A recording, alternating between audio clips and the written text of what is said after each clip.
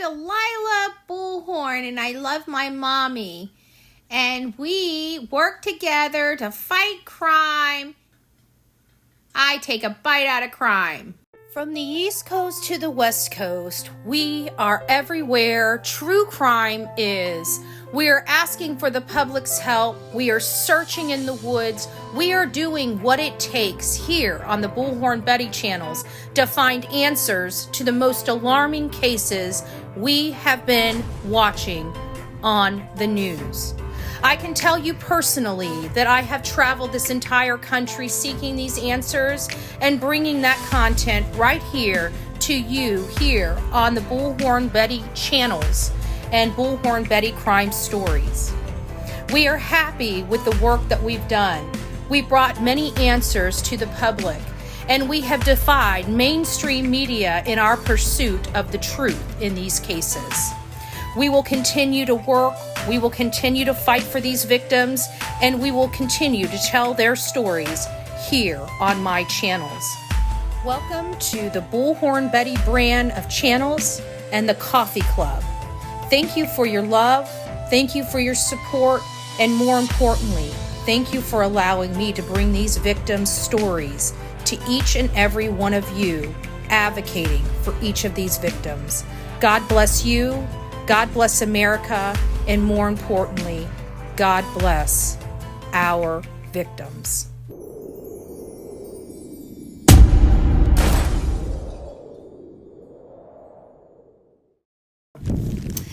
Good morning, Bullhorn Betty and Miss Delilah. There she is. Hi, everybody. Yanking her up. I can't hold the phone and hold Delilah. But she's here. She's here. I'm running on coffee and true crime. This shirt came to me from Clarissa. She's a sub of mine over on YouTube. And so we're running on coffee and true crime this morning. Take it to go. I have a machine now. The reason why my voice is always hoarse is because that's what milk does to me. But I'm addicted to lattes. Absolutely addicted to lattes. And because I have such an expensive habit, it was becoming a mortgage payment to pay for my Starbucks. So I ended up getting a latte machine, and obviously Delilah likes it because all she ever does is lick my cup. Lick my cup whenever it's time to get up and start running this. I hope everybody is having a wonderful Friday. TGIF to my TikTok family over here. We're going to keep it about Sebastian Waindrake Rogers. For those that are new to true crime or new to my channel, I'm Bullhorn Betty. I cover true crime, and this is a case that we have been covering in depth, and this is the case of Sebastian Waindrake Rogers. Not a lot of information has been breaking that's new or anything like that. But we are going through this case from the very beginning. We're going back to the very, very beginning, February 26th, before any of us were even involved in the case. What was going on, boots on the ground, when this case was breaking? Well, it is a jaw dropper because some things that we've learned is that it appears it may have been Seth that noticed the shoes not being on Sebastian. He got there. We're trying to figure out the timeline of events because we have the digital file of the stuff going on for the first 11 hours. Jessica Danielle put that out there 5 months ago, and we're listening to that again, and Seth remembers walking in and noticing all the shoes there and questioning it immediately. So we're trying to find clarification on all of that because it does look like it is possible that that was brought up by Seth at around 8 o'clock in the morning, but the timing on that, those recordings are off on the video. So we're reaching out to Jessica Danielle to find out if there's any possibility of the time being off just a little bit. So that's what we found. We also found out that Chris can make it home in under 3 hours. We learned from Silver's on the scene, which I was already out there in Memphis back in June, and did find people that spoke to me that told me there's no way that any crane operator would be there at 5:15 in the morning. I didn't go a step further. I was there awfully early, and so the foreman, the stepfather's foreman, wasn't at the job. And so I didn't get a chance to speak to him because I was there at 5 o'clock in the morning when none of them are there except the ground crew and the crews that work inside the building on that first floor. And Silver's on the scene went back out there during the day and actually spoke to his supervisor. And the supervisor told him he did not arrive to work until 6:30 in the morning, and he did not ask to be left, that they didn't even know that he had a missing child at home, that he was actually kicked off the job at 11 o'clock for his poor behavior, and the fact that because he was having such poor behavior, it was putting him as well as other workers in jeopardy. That's what was said, in jeopardy. So we're learning all this information. We're trying to keep it about Sebastian Wayne Drake Rogers. And so people clip some information about 2 content creators on this app that's trying to cancel me because I don't want to get into their drama. These are the same 2 people that contacted me and wanted to buy my plane ticket to go down there to protest. And I refused to go down there to protest at that time because there's a time and a place for that. And I hadn't even done my fact-finding trip or anything of any of that. So, you know, it wasn't the appropriate time. I have a specific protocol in which I handle all of my cases. And I noticed very early on that this 2 group of ladies was filled with a lot of drama. And if you know anything about me, I really don't like the drama. I'm brought into the drama because of my work and people are jealous and whatever the case may be. But at the end of the day, we try to keep it 100% about the victim. And this is where the problem is lying, because I don't care about their BS. She's a scammer. Okay, $20-some thousand. She scammed from people. She spent about $8,000 or $9,000 on blip boards. Where's the other money? She used it on herself to go to Tennessee, and she used it on herself to get consult from an attorney. So, she's scamming. And at the end of the day, I don't associate with people like that. So if you guys hear a campaign of cancel Bullhorn Betty, here we go again. I deal with this every single year. We're not going to engage with that. It is about the victim. It's not about me. It's not about Seth. It's not about Tony. And it's damn sure not about these idiots on this platform that think that they can scam people and have no repercussions from that. And they can try to ruin people and have no repercussions for that. I'm not doing that to them. When have you ever heard me say cancel this person or cancel that person? You'll never hear that stuff come out of my mouth. Why? Because I don't engage in it. So we need to really refocusing this back to Sebastian Wayne Drake Rogers. He's a missing autistic boy, medically needy. He needs help, okay? He needs our help. Something happened. He has not been found in over 7 months. We need to do something. My suggestion is continuously look at the interviews. Let's find out what we didn't hear once before. For example, Ted, why are you reaching out to Swift? I don't know who Swift is. I'm sorry. Good morning, everybody. It's nice to see you. Catch my love. Misty, it's nice to see you. Ted, have you reached out to Taylor Swift for help? That's funny. We got a comical person in the chat. That made me laugh on a Friday. Thank you, Ted. No, I'm gonna let Swift do what she does best. And I don't think it's searching. Okay, I don't think it's searching. That was cute. As time goes on, my heart breaks. It does. I think everybody that's really honed into this case and honed into this case for the right reasons, I think this case breaks their heart. It breaks mine. This is not a case I would normally cover by any stretch of the imagination. I really don't do runaway teenagers, okay? I don't. It's not that I don't care for them and I don't think that they're in harm's way and stuff. But I really don't pick up cases of teenagers this early on in the case. There was just something that didn't smell right in this case. You know what I'm saying? And when it didn't smell right, of course, my curiosity gets the better of me. And then when I start getting into it, it's like it's hard to stop because it's got my attention. And you know something's wrong here and something isn't right. Something doesn't feel right. You know that there's people are lying because the information isn't right. And so that's kind of how we got involved in this case. I don't do teenagers because teenagers run away all the time. And if we used our platform to go after every runaway teenager, we would spend all of our days running around for teenagers that, had a fight with mommy and daddy. It's not that their cases aren't important. It's just we have such a high level of runaways. All we can really do is post them until something breaks in their case that brings us in for us to help. And so that's why we set up the Bullhorn Betty True Crime page on Facebook, is so that anybody that has lost loved ones and stuff like that, they have at least a platform that can get it in front of a few thousand people, especially in light that most media doesn't cover all these cases either. So the only way they're going to get any kind of traction or any visual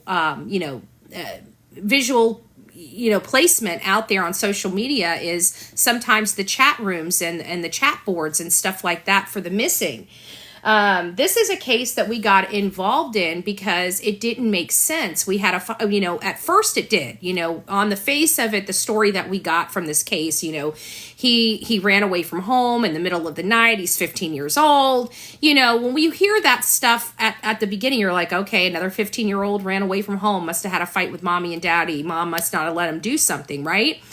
But then you find out that this child is autistic, that he is a high-functioning autistic. And then you're thinking, okay, well, we definitely know autistic children. We read about them all the time, wandering out of the home, finding water, some survive, some do not, heartbreaking. And so we start looking in this and start thinking, okay, this is possible. Maybe he did just walk out the door and it was a runner. Well, then we start listening to the parents' interviews and we find out he's never ran before. And if you do any type of research in autism, if they're going to be a runner, they start very young. We also heard that a lot of autistic children are attracted to water.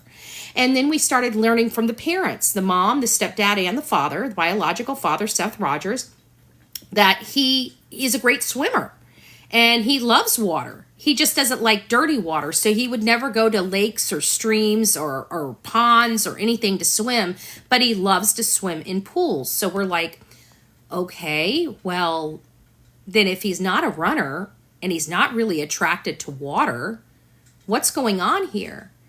And then we start realizing he walked out without shoes. And for most of us, because we don't know him and, many of us are ignorant to autism, I know I was before starting this case. I'm still ignorant to all the nuances to autism. But you know what? I'm a far cry from where I was when I started this case because I had hundreds of parents and people that work with autistic children, write me letters and really fill me in. And trust me, I read every single one of them.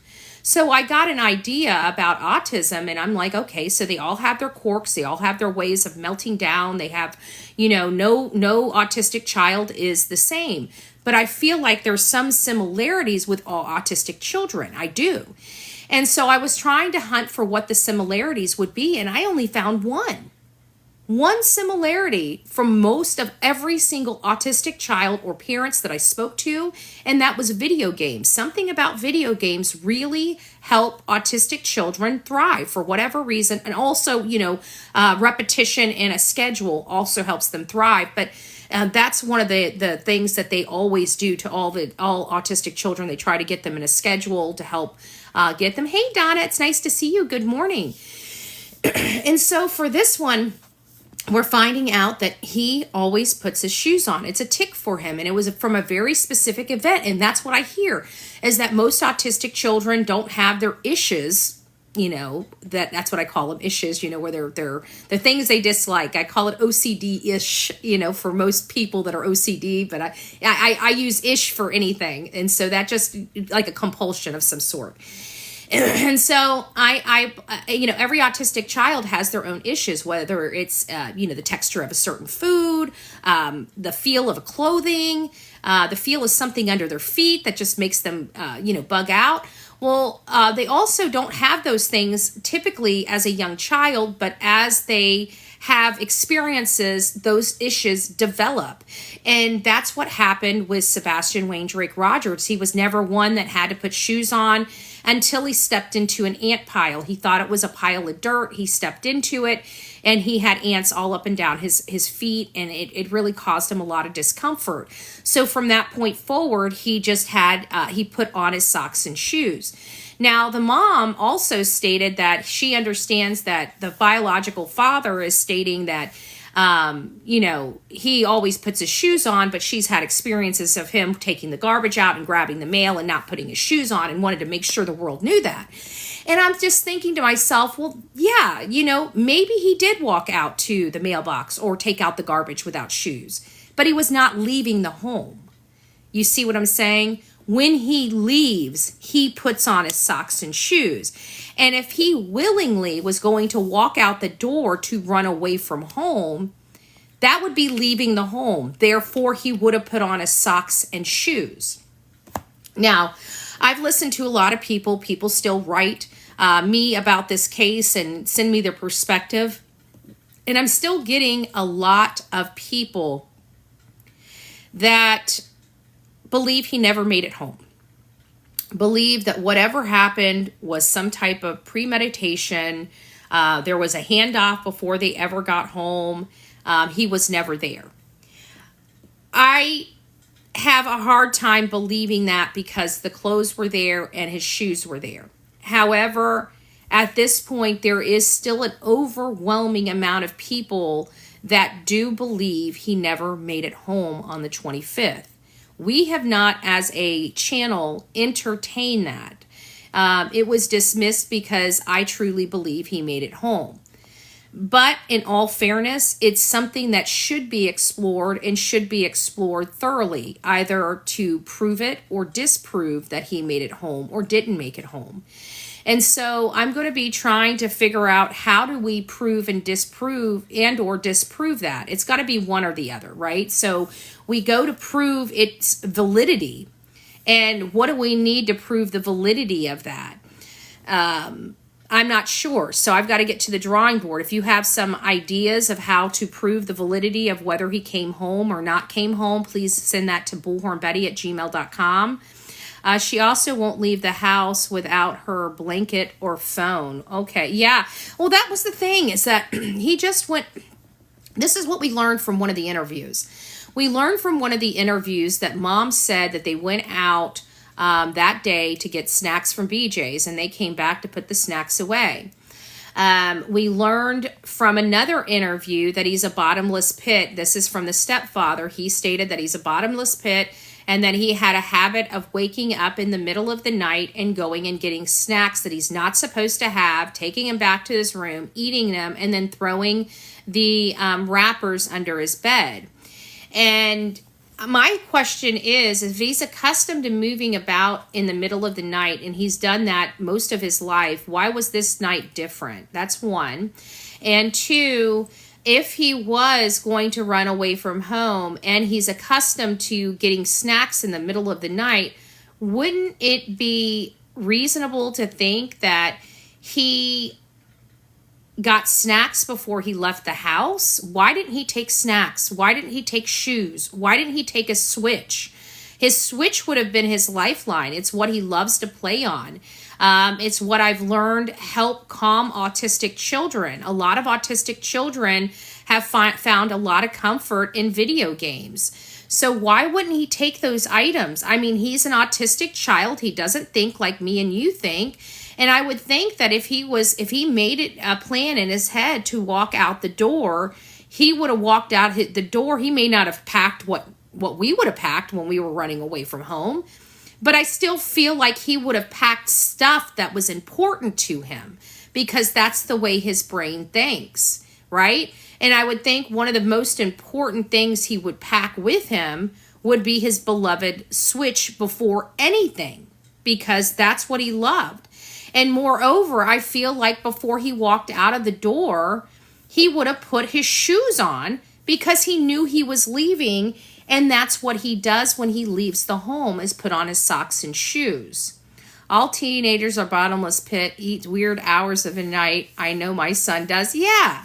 To be honest with you, I do the same thing. I wake up in the middle of the night and I'm like, I'm half asleep, and I'll come in here and I'll pop a cookie in my mouth. Don't tell anybody. If you tell anybody, I'm going to tell them that you're full of it, you know? But I mean, we do it ourselves when we wake up in the middle of the night, you know? So, I mean, I think we all can identify with that.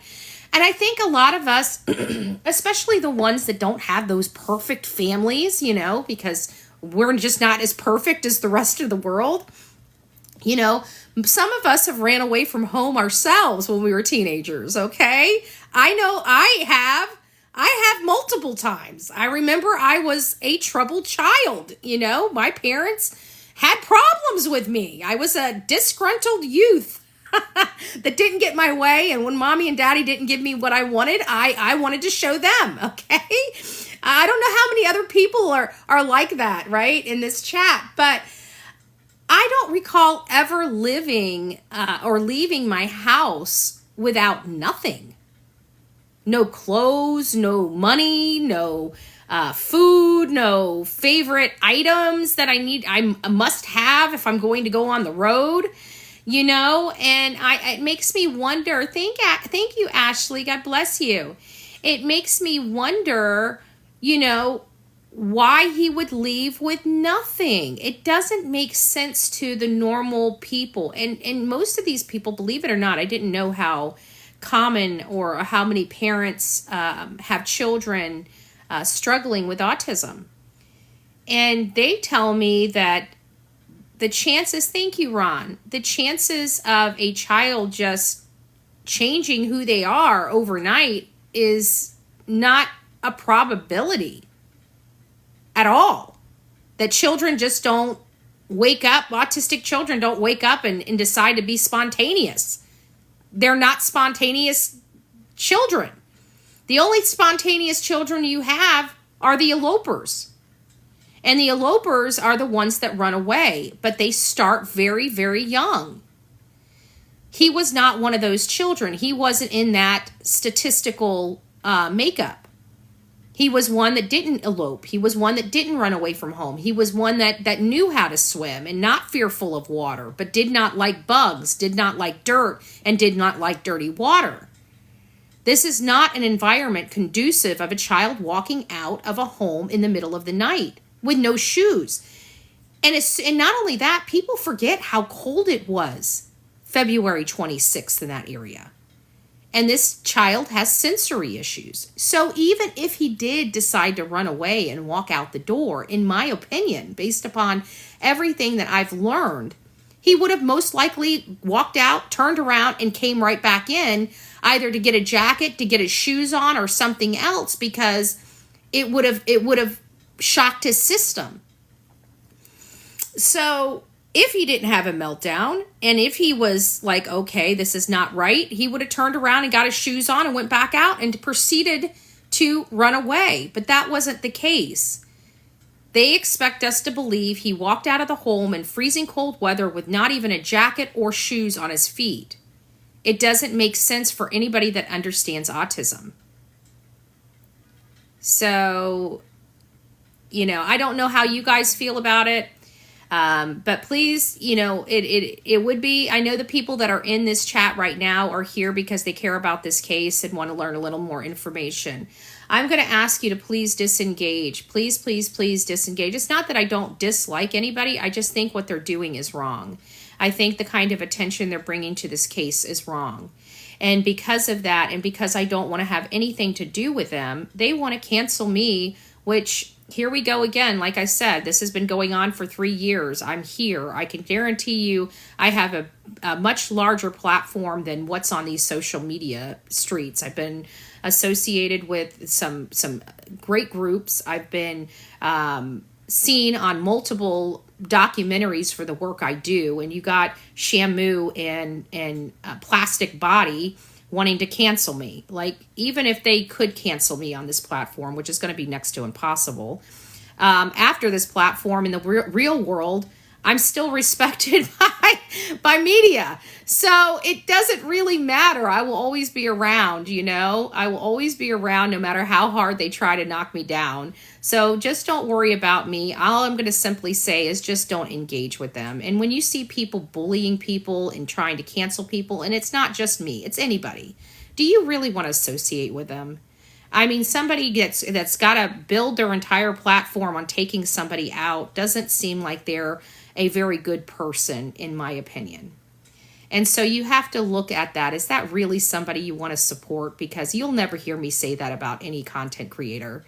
You'll never hear me say take them out, cancel them, or anything like that.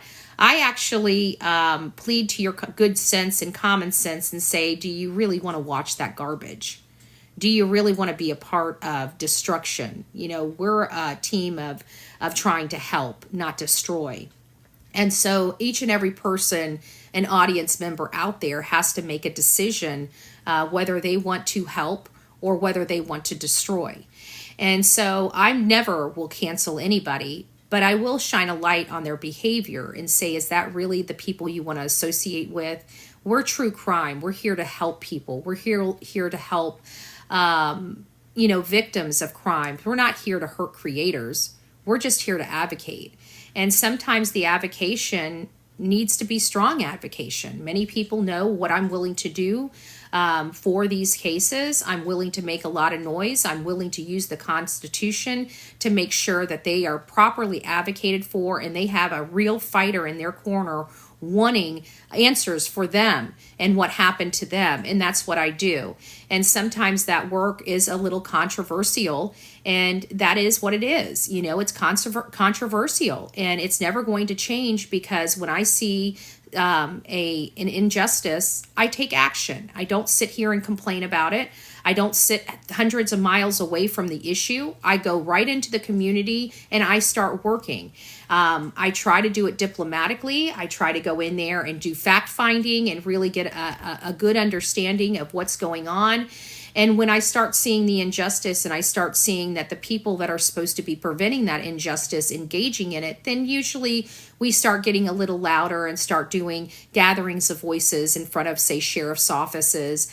And, we haven't even got to where we have so much information that's being overlooked that we really need to start, demanding people be looked at a little harder or incarcerated or things like that. We're nowhere near that.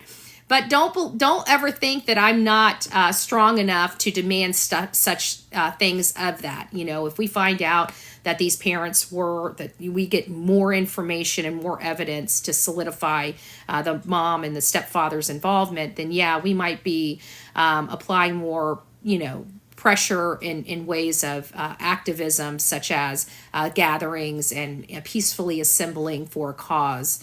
But, and I understand that those in and of itself can be controversial, and I own that. And so people talking about me and stuff like that, I don't really care about, but them actively trying to take a channel out, I think, is a little barbaric. I think we're over the cancel me culture or the cancel culture.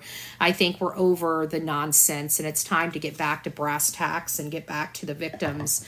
And this victim right here is a 15-year-old medically needy child that needs to be brought home. And something happened to him, okay? He didn't just get sucked up by aliens. He is not a Houdini. This is a real child that was inside a secured home with only his mother. And the next morning he was gone. And they want us to believe that he walked out the house when there's no evidence he walked out the house. That's the problem we're facing with this case. So, and then of course we see their behavior, we see the changes in stories, we see what they're willing to lie under oath to do to me.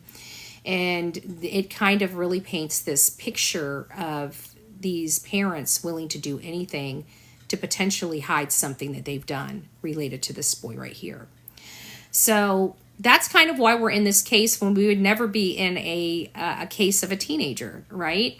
And this case really does need to be talked about, and we need to be advocating. Somebody knows something, and I feel like somebody's going to come across this and say, oh, I remember this, and it breaks this case wide open, and we can start getting justice for Sebastian. That's why I'm constantly talking about him. I'm constantly putting him out here, and I'm constantly making sure people know I don't believe the crap that's coming out of his mom and stepfather's mouth. And that is my ability. That's what I can do here on my platforms, is talk about my commentary, criticism, and opinion when it comes to the parents. I feel bad for Seth Rogers. I feel bad that he went to work, and by the time he clocked out of work, his whole entire life had changed. It seems to me that he's the only one emotional about his son being missing. That breaks my heart. It seems to me that he's the only one emotional about his son being missing. That breaks my heart. That breaks my heart. Think about it. You are parents. You are grandparents. You wake up one day and your loved one is missing. And you look around and the only person that has a broken heart and crying is you. It really kind of ticks you off, wouldn't it? If you're looking at your spouse or your ex, and they're like, okay, well, have a great day. Never have to see me again. Don't call me. Bye. Don't tell me you wouldn't be angry. Don't tell me you wouldn't be wanting to unearth whatever information can be unearthed. And that's exactly what Seth is doing. He's trying to find answers to what happened to his son because he trusted his ex and her husband to take care of him. And the way he looks at it is when he was 8 years old, those two people allowed him to be SA'd and didn't get him the proper medical attention and wanted to sweep it under the rug.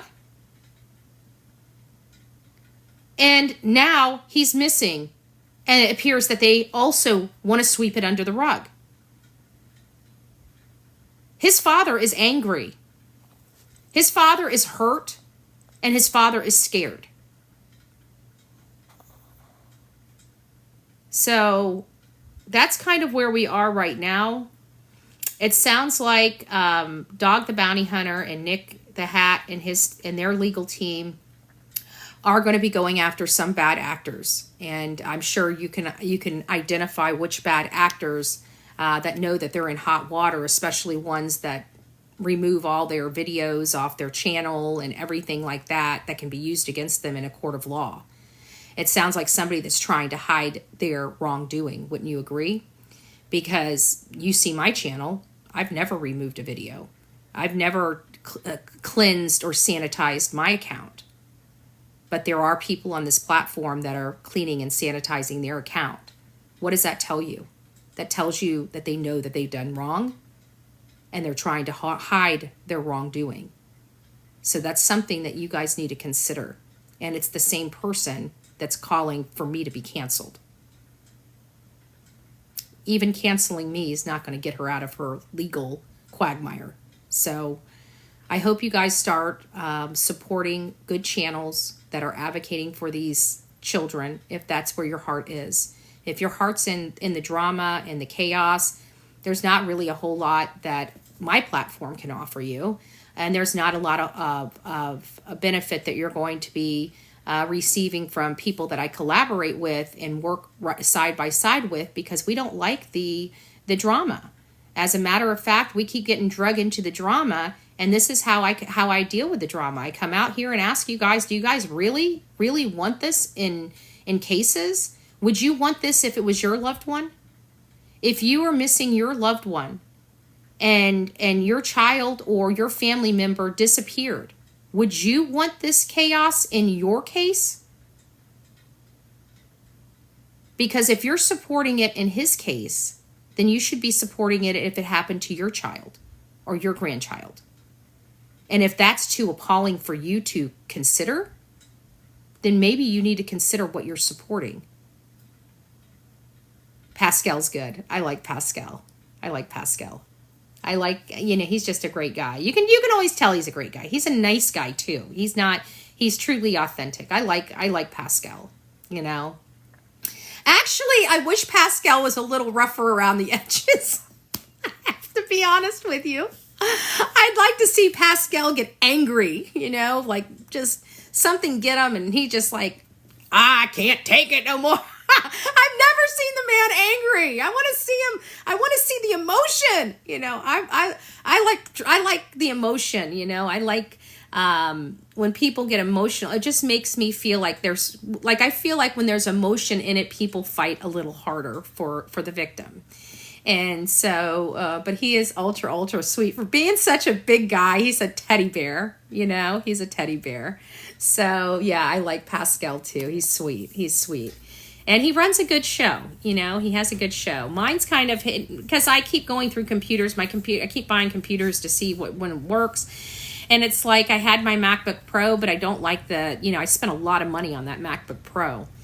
And it has only a 720p camera. Like you're spending thousands of dollars on a MacBook and they can't put you a 4K freaking camera in it?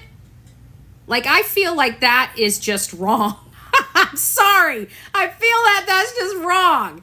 And so I bought another computer that had an 8K camera for $4. And I'm thinking, how can I buy a freaking $450 computer and have an amazing camera, but on a MacBook Pro that I spend thousands of dollars on gives me a 720? Like, I just think that's wrong. I'm sorry. And from what I'm understanding is MacBook Pro is still only putting 720p cameras in their MacBooks. That's bull. Thousands of dollars. Like, I have never spent that much money on a freaking computer in my life. So, but the other computer's not doing my sound card right. It doesn't do the audio right. So I'm going to have to upgrade to probably back to my Dell to a 2-in-1. I like my 2-in-1. It's just a little more expensive. It's about, $800 or $900 versus $450. But, I think that with that computer, at least I will be able to run the show the way I want it. And I'll have my sound card, my sound effects, and everything else in it. I can only run my sound effects through my MacBook Pro. So I have the choice between having sound effects and a crappy video, crappy image, like crappy camera from a MacBook Pro, by the way, or I can have no sound effects and a great camera. Choices here, right? So anyways, guys, I just wanted to advocate, put this beautiful boy's face out here in the ether, remind you guys he is still missing, remind you guys that there's a $100,000 reward for any information that leads to his whereabouts. We need to bring this child home. This is a child from Tennessee, guys, and people don't understand what I mean by Tennessee, okay? It's very simple. Tennessee does not bring circumstantial cases. Unless somebody confesses to a crime or they find the body or the person, they don't get charged. They don't bring action. Like, they don't ever go for the low-hanging fruit. Like in Don Wells, they had all of that child abuse, child endangerment, child neglect that they could have went after Don Wells and his wife to put them behind bars while they investigated their missing daughter's case, and they chose not to. This is the kind of nonsense we deal with in the state of Tennessee. And so these people are able to walk around and live their life for years before they're ever brought to justice. And I'm sorry, that is unacceptable for me. And that is what's happening in Tennessee with every last one of my cases. I've got 4 cases in Tennessee. 4 cases. We got Summer Wells. We got Layla Santinello. We got Holland Snap. And now we've got Sebastian Wayne Drake Rogers. All 4 of them are active. Why? Because there are no bodies. Do they have the suspect or the person of interest in mind in all 4 of them? Yes, they do. Have they done squat? No, they have not. Why? Because nobody's confessing and they can't find a body. So guess what? They're in Tennessee. They get off scot-free. Scot-free. And if you are a Tennessee resident, my suggestion to you, vote better. Make sure your politicians know you want law and order and you want your children in that state safe. Whatever laws they need to put in place to save their children from the harm of parents and people that know them You have got to get tougher on your laws and tougher on and make it easier for the DA to bring these cases. This has got to start being a talking point in Tennessee. This is the one state that I say this in. Only 1 out of 50. Only 1 out of 50. As a matter of fact, as offensive as it is, I'm like, if you want to unalive your kid, go to Tennessee. All you got to do is hide the body. You're good. You'll never be caught. Even if they know you did it, they don't care. They'll let you walk free for 20 years. They just don't care. Here in Florida, you can't produce your kid, you're going to jail for something. That's the way Florida is. You know? They'll get you in jail for neglect, negligence. They throw you in jail for something. They can find a way. Completely, lawfully, and legally. You can't produce this, you lied to them, you're going to jail. We don't play in Florida. And as a matter of fact, we give our police departments all the tools they need to bring these cases home successfully. And we are so sick and tired of what these predators are doing to our young children that we now make it lethal to mess with our children under the age of 12. It's a capital crime. That's how we roll here in the state of Florida. This nonsense in Tennessee turns my stomach because I keep thinking about all these children that are missing. How many of them are gone? And we don't even know. Tennessee has a lot of secrets in those mountains and hills. Deadly secrets. Deadly secrets. I hope they get their act together. I hope they get their act together soon. They can hate me all day long. I don't care, as long as we make changes in that state that are for the betterment of the community and the residents of that state. Because right now, I honestly, I'm concerned of the children. I'm concerned of the children, and I'm concerned of their practices when dealing with children. You know? So, anyways, guys, thank you. It's nice to see you all here this morning. I'm really thankful. This was a great conversation this morning. I'm seeing all of your comments in here. I know that you guys are here for the betterment and news and also the avocation of Sebastian Wayne Drake Rogers. Always remember, my email is always open. I know people are like, I don't want to bother you. Please bother me. Because of the people that have bothered me, you know, it's made this case clearer for me because of all that botherment of my audience. I welcome it. I appreciate it. If I didn't, I wouldn't throw my email out there to each and every one of you. If you guys have any perspective, any information, maybe you have a nugget of information that you just don't want to get involved with law enforcement. You need somebody that's going to keep you confidential, that's going to keep you out of the limelight, trust me, I do it every single day. I can tell you and promise you that Dog the Bounty Hunter is willing to keep you anonymous. If nothing more, 833-TELL-DOG. But say, hey, you don't know Dog. You don't know how he works, but you know me, and you know how I work.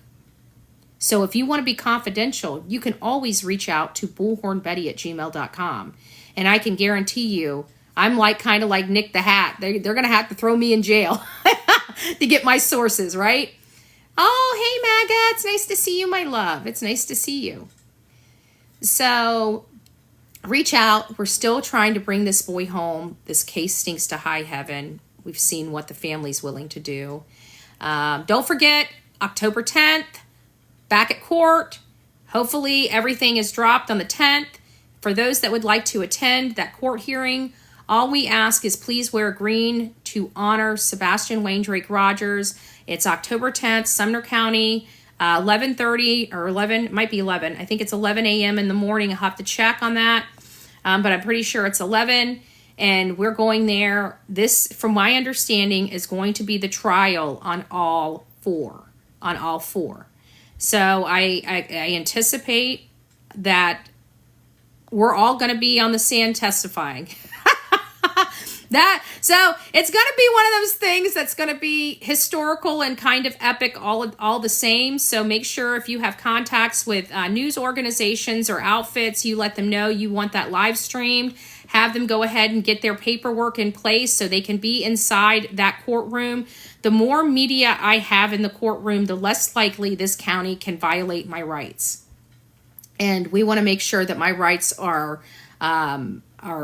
established. You know, I'm a content creator. I have freedom of the press. I've never seen these people. I've never talked to these people. I've never done anything.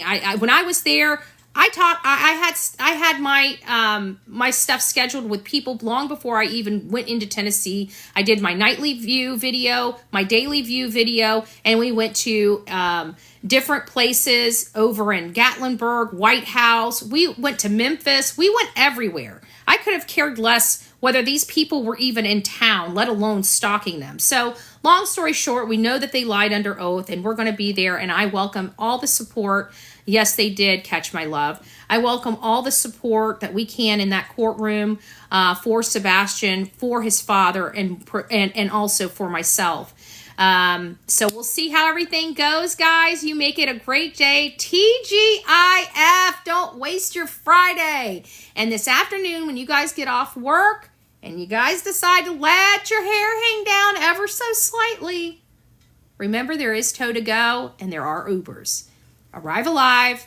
If you're going to drink, drink responsibly. I'm sure they are watching. They are weird. They are.